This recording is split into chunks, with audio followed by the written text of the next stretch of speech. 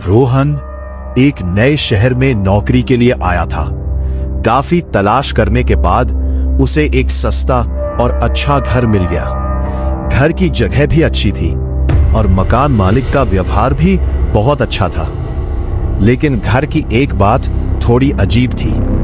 घर दिखाते समय मकान मालिक ने रोहन से कहा, रात में अगर ऊपर वाली मंजिल की बत्ती जलती हुई दिखाई दे तो उसे बुझाने के लिए ऊपर मत जाना। रोहन को यह बात थोड़ी अजीब लगी। उसने पूछा, क्यों? मकान मालिक कुछ देर तक चुप रहा। फिर उसने कहा, बस मेरी बात मान लेना। रोहन ने ज्यादा सवाल नहीं किए। उसे लगा कि शायद मकान मालिक मजाक कर रहा है। पहली रात सब कुछ बिल्कुल सामान्य था। दूसरी रात भी कोई परेशानी नहीं हुई। लेकिन तीसरी रात कुछ ऐसा हुआ जिसे रोहन जिंदगी भर नहीं भूल पाया। रात के ठीक 2:17 पर रोहन की अचानक नींद खुल गई। कमरे में पूरी तरह अंधेरा था।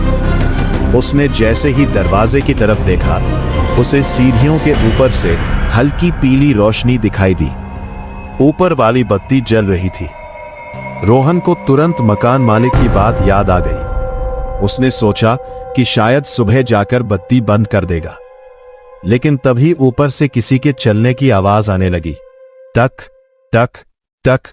रोहन का दिल तेजी से धड़कने लगा।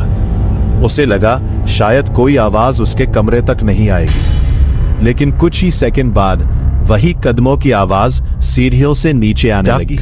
टक टक। रोहन डर के मारे अपने बिस्तर के नीचे छिप गया। कदमों की आवाज धीरे धीरे उसके कमरे के पास आने लगी।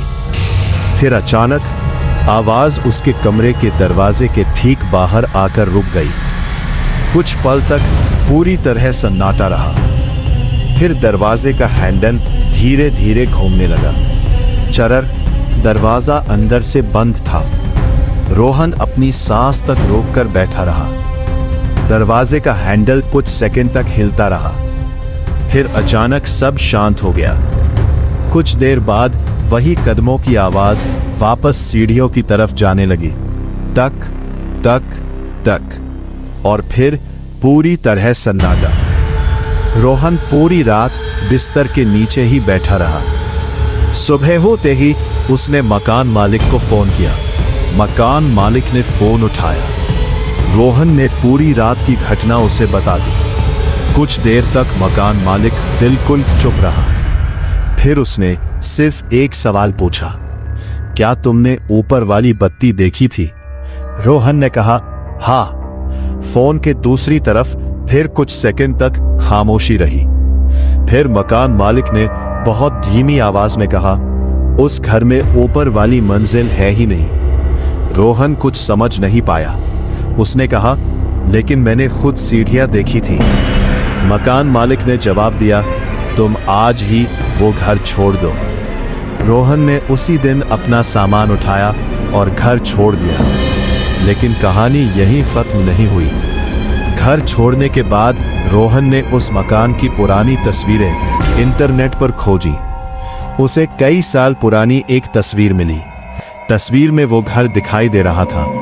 घर सिर्फ एक मंजिल का था, लेकिन तस्वीर की सबसे डरावनी बात कुछ और थी। ऊपर एक खिड़की दिखाई दे रही थी और उस खिड़की के पीछे एक आदमी खड़ा था। रोहन ने तस्वीर को ध्यान से देखा। उस आदमी का चेहरा साफ दिखाई नहीं दे रहा था, लेकिन उसके कपड़े बिल्कुल वैसे ही थे जैसे उस रात दरवाजे के बाहर खड़े व्यक्ति के थे। रोहन ने तस्वीर को बड़ा करके देखा। तभी उसकी नजर खिड़की के शीशे पर पड़ी। वहां अंदर से किसी ने कुछ लिखा हुआ था। सिर्फ 2 शब्द, वापस आओ। रोहन ने उसी समय तस्वीर अपने फोन से हटा दी। उसके बाद उसने कभी उस घर के बारे में किसी से बात नहीं की। लेकिन आज भी जब कभी रात के 2:17 होते हैं, रोहन को अपने पुराने घर की सीढ़ियों पर चढ़ते हुए कदमों की आवाज सुनाई देती। टक टक टक। और सबसे डरावनी, उस उसने वह घर छोड़ दिया था। फिर भी कभी कभी उसके नए घर की ऊपर वाली मंजिल की बत्ती अपने आप जल जाती है।